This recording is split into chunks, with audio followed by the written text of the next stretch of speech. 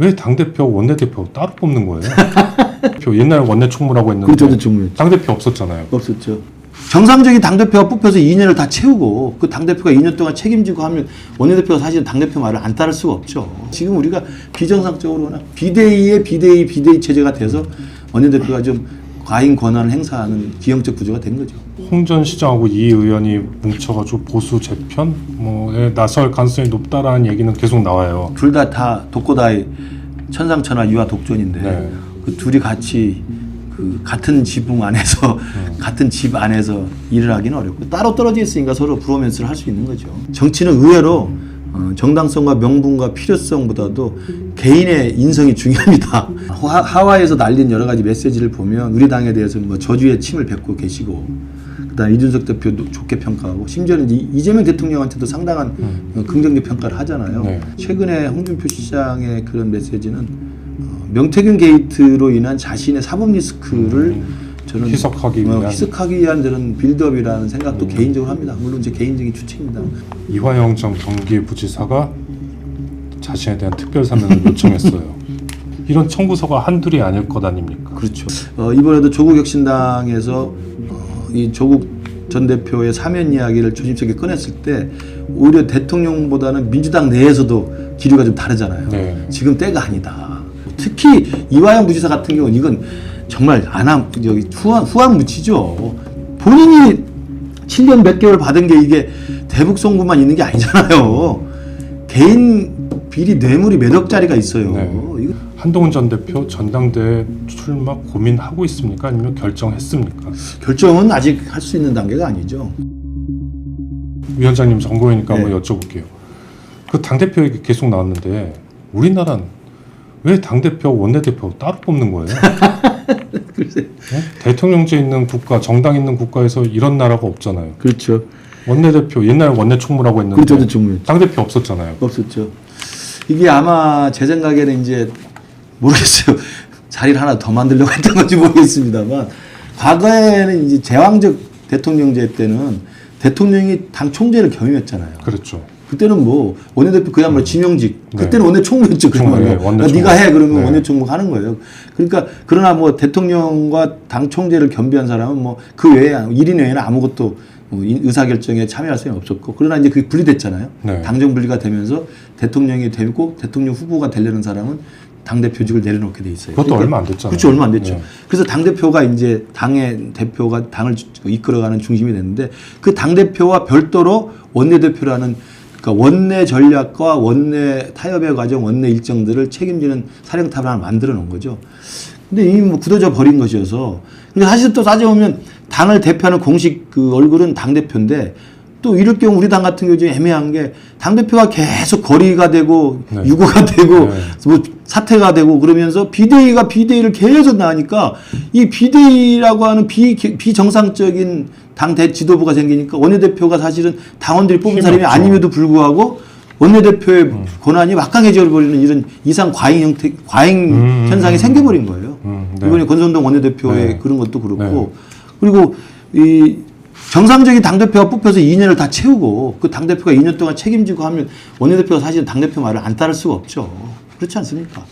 지난번에 한동훈 대표가 당대표 된 다음에 이른바 원내대표랑 러닝메이트 정정식 정책위장이 물러나네 만해갖고 한참 논란이 있었잖아요. 결국은 네. 물러났지 않습니까? 결국 당대표가 정당하게 선출이 되고 정당한 당대표가 2년 동안 당원들의 지지를 받아서 열심히 성과를 내면 원내대표나 원내 지도부는 사실은 당대표와 상의해서 말을 들을 수밖에 없을 겁니다. 그러나 지금 우리가 비정상적으로나 비대위의 비대위 체제가 돼서 원내대표가 좀 과잉 권한을 행사하는 기형적 구조가 된 거죠. 알겠습니다. 홍준표 전 시장이 오늘 귀국한데요. 아, 그렇습니까? 네. 이준석 의원은 아니라고는 하는데 홍 전 시장하고 이 의원이 뭉쳐가지고 보수 재편 뭐에 나설 가능성이 높다라는 얘기는 계속 나와요. 저는 그 두 분의 캐릭터상 두 분이 같이 일하기는 힘들 거예요. 둘 다 독고다이 천상천하 유아 독존인데 네. 그 둘이 같이 그 같은 지붕 안에서 같은 집 안에서 일을 하기는 어렵고 따로 떨어져 있으니까 서로 브로맨스를 할 수 있는 거죠.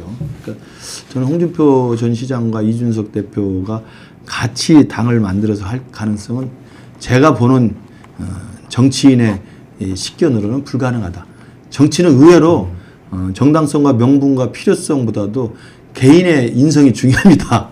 그러면서 저는 두 분이 같이 이렇게 살림을 꾸릴 가능성은 높지 않다고 봅니다. 다만 홍준표 전 시장이 이제 귀국한다고 하면 이미 정계은퇴 하신 분이고 우리 당 탈당도 하신 분인데 왜 이렇게 말씀이 많으신지 모르겠지만 하와이에서 날린 여러 가지 메시지를 보면 우리 당에 대해서는 뭐 저주의 침을 뱉고 계시고 그다음 이준석 대표도 좋게 평가하고 심지어는 이재명 대통령한테도 상당한 긍정적 평가를 하잖아요. 네.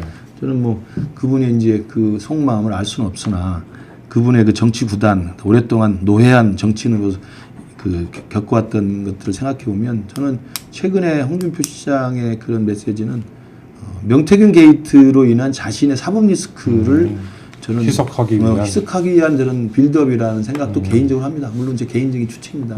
들어오시면 특검 돌아가면 저는 조사를 안 받을 수가 없다고 봐요. 그렇게 보일 수도 있겠네요. 네. 아니 그분의 속마음 어떻게 알겠습니까? 그렇죠.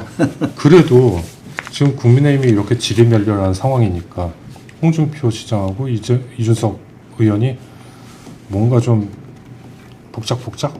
예, 그건 제가 볼 때 우리 당이 먼저 우리 저 바둑에도 아생연이 살타잖아요. 우리가 먼저 살고 상대방 치러 가는 겁니다. 그러니까 뭐 이준석, 홍준표 둘이 어떻게 알아서 뭐 하든 말든 그거 알아서 하시라고 하고 제가 볼 때 큰 변수는 되지 않을 것 같고 우리가 제대로 굳건히 쓰면 전당대회 통해서 훌륭한 당 지도부, 당 대표 그리고 그 당 대표를 중심으로 한 진짜 거역할 수 없는 쇄신의 바람으로 다시 지지율이 올라가고 거듭나게 되고 환골탈퇴하게 되면 그리고 중심이 꾸려지면 바깥에 있는 이준석이든 홍 시장도 필요하면 또 같이 할 수 있으면 하고 그렇게 하는 거죠.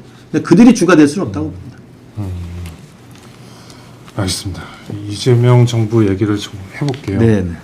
이화영 전 경기부지사가 자신에 대한 특별 사면을 요청했어요. 뭐 개혁 그 조국 신당 쪽에서는 뭐 조국 전 대표에 대한 얘기도 좀 하고 있는 것 같은데 이런 청구서가 한둘이 아닐 것 아닙니까? 그렇죠. 저는 뭐 이제 지금 그러니까 대통령 본인의 재판은 지금 5년 동안 다 중단돼 버렸지만 네. 본인이 공범으로 있는 다른 재판은 진행이 될 거 아닙니까? 당장 대장동 재판 그 일당들 대장동 일당들 재판도 갈 거고 이화영 지사도 이건 대법원 판결 났습니다만 네. 또 기타 다른 사건들도 진행이 될 거기 때문에 또 김혜경 여사 사건도 있을 거고 그래서 저는 이런 공범들의 보이게 보이지 않게 우회적으로 대통령에 대한 저는 요구나 요청이 있을 거라고 봅니다. 왜냐하면 이재명 대표의 사법 리스크를 막아주기 위해서 이들의 협조가 음으로 양으로 필요했던 거 아니겠어요? 그래도 받아들이긴 쉽지 않겠죠. 아, 그렇죠. 그러니까 딜레마가 될 겁니다. 그래서 이번에도 조국혁신당에서 이 조국 전 대표의 사면 이야기를 조심스럽게 꺼냈을 때 오히려 대통령보다는 민주당 내에서도 기류가 좀 다르잖아요. 네. 지금 때가 아니다. 그러니까 민주당은 정치적인 이게 득실을 생각해 봐야 되는데 그렇죠. 물론 이재명 대통령 본인 입장에서 신세진 게 있고 빚진 게 있으니까 뭐 갚아줘야 하는 게 인지상정이지만 민주당 입장에서 그게 아니죠. 이재명 정부가 국민들한테 손가락질 받지 않아야 되는데 이런 청구서 내미는 것에 대해서는 정치적으로 부담스럽죠. 부담스럽고 실이 많다고 보고 특히 이화영 부지사 같은 경우는 이건 정말 후한 무치죠. 본인이 7년 몇 개월 받은 게 이게 대북 송구만 있는 게 아니잖아요. 개인 비리 뇌물이 몇 억짜리가 있어요. 네. 이건 죄질이 안 좋아. 악질 그 비리입니다. 그것까지 지금 사면할 거예요? 뭐 그렇다고 그러면 7년 몇 원 받은 걸 그 사면을 나눠서 할 겁니까? 그거 안 되는 거거든요. 한동훈 전 대표 전당대회 출마 고민하고 있습니까? 아니면 결정했습니까? 결정은 아직 할 수 있는 단계가 아니죠. 계속 고민을 할 수밖에 없고 왜냐하면 지금 성원수 원내대표가 뽑혔고 네. 그럼 당장 그 김용태 비대위원장 임기가 어떻게 연장될지 6월 30일 끝날지 모르는 상황이고 그러면 그 이후에 원내대표가 지도부를 그러면 비대위를 꾸릴 건지 그리고 비대위를 꾸린다 하더라도 비대위원장 누가 올지 그리고 비대위 성격을 지금 전당대회는 거의 뭐 의견이 일치하는 그렇죠. 거 아닌가요? 그렇죠. 그래서 전당대회를 그럼 하겠다면 전당대 준비위원회 또 선관위를 꾸려야 됩니다.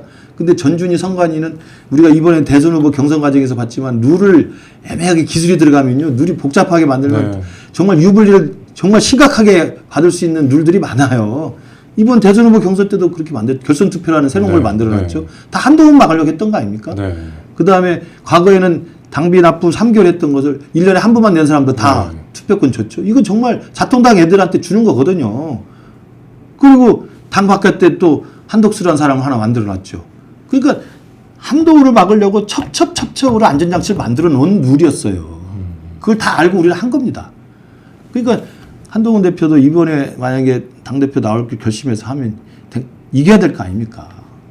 그러려면 아까 말씀드린 지금 너무 유동적인 상황이 많기 때문에 그런 것들이 좀 클리어하게 정리가 되고 좀 일정이 나오고 스케줄이 나오고 그다음에 당의 어떤 송환성 원내대표 지도부의 어떤 방향이 나오면 그걸 다 종합적으로 결론을 본 다음에 결심을 하지 않을까 싶습니다.